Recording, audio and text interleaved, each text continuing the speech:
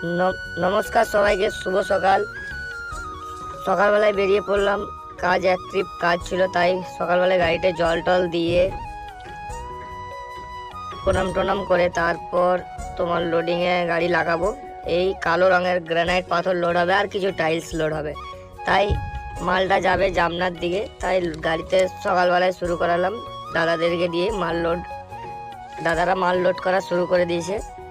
এখন লোড পুরো করার ভিডিওটা আপনাদের সামনে তুলে ধরলাম। গ্রানাইট পাথর লোড হওয়া শুরু হয়েছিল, এরপরে টাইলস লোড হবে।